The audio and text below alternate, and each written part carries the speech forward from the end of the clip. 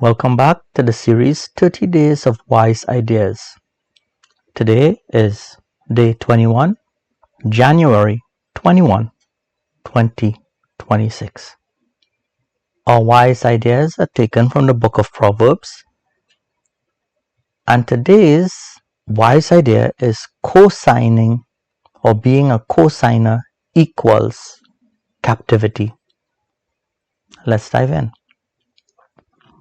My son, if you have become collateral for your neighbor, if you have struck your hands in a pledge for a stranger, you are trapped by the words of your mouth. You are ensnared with the words of your mouth.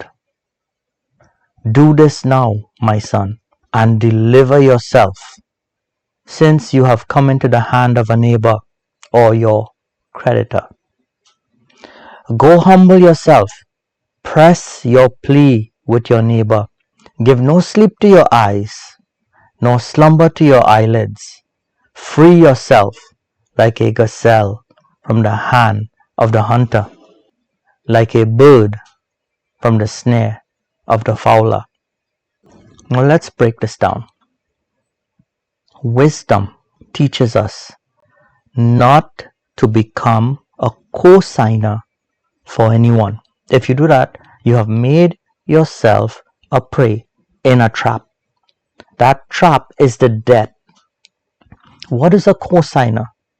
A cosigner is someone who takes all the responsibility and burdens of that debt without taking on any of the benefits. Now, how do we translate that into modern day life? Consider this. Maybe a son and his wife can't afford to buy a house. They have an income, but they don't have the down payment fully, or for some reason they just don't qualify according to the bank.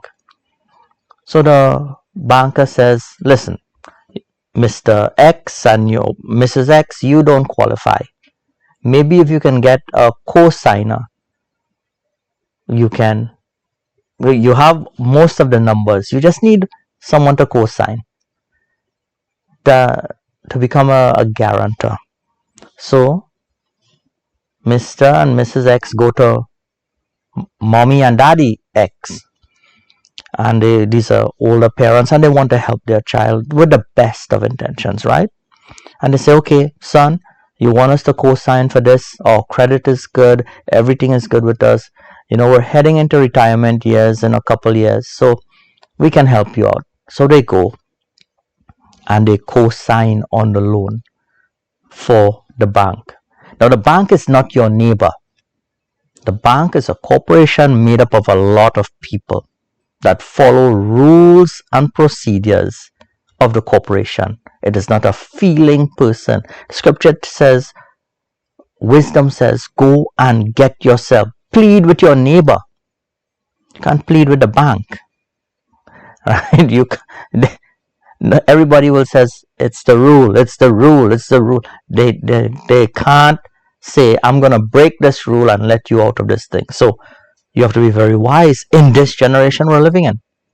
So now, going back to the story now, mom and dad X co-sign on the loan for their son X and his wife Mrs. X to get the mortgage for their house.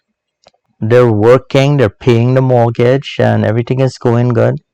And then suddenly the son loses his job, and now it's a struggle for them to make the payments. They're able to pay, let's say, 90% of the mortgage, but every month there's 10% that isn't paid. Technically, it's in default. If you don't pay the full amount, you've defaulted. You have to bring it up. You can't say, well, I'm paying just 90% and you keep doing that. No. Banks don't have that kind of a compassion where money is concerned, right? So the person starts in default. They're paying even though they're paying 90%, that 10% is something being held against them. So the first month they pay 90%, it's held against them. The second month they pay 90%, whereas in order to come back into good standing, they're supposed to pay 100% in that month plus the 10% that they were lacking for the previous month, and then they would have been back into good standing. Now, this happens for a few months, and then the bank sends a notice to mommy and daddy X that the house is the house may go into foreclosure, or they may have to take action against the property, and Mr. and that mommy and daddy X are going to be liable for the amount. What do you mean liable for the amount? They're not living in the house. They're not having any sort of benefit from the house. They just put their name down because they were credit worthy. They just put their name down. They just sign. That's it. Just to help out. That was the fatal mistake.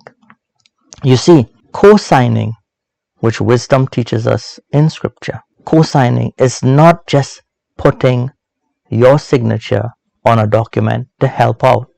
It is making yourself liable for the amount of the loan. Basically, the bank says, I don't trust them to repay me, but I trust you, if you're the co-signer, to get my money from you. Do you understand that? So it's like the bank basically said, I would never lend them, so I'm coming after you for my money. So why would you co-sign? As much as a parent wants to do it for their child, as much as a child wants to do it for their parent, or a sibling wants to do it for another sibling, or a cousin for a cousin, or whatever the relation, or a best friend for another best friend, whatever it is, why would you co-sign? If the bank, whose job it is to assess people based on their creditworthiness and their habits of repaying their debts and their current debt load, that's the job of the people that work in the bank, to assess a person financially. They don't care about their emotions. They don't care about how they feel about life. They don't care about their dreams and aspirations. It's strictly money. That's their job. People that work in the bank. If they decide a person is not worthy enough for the money, why would you go on co-sign?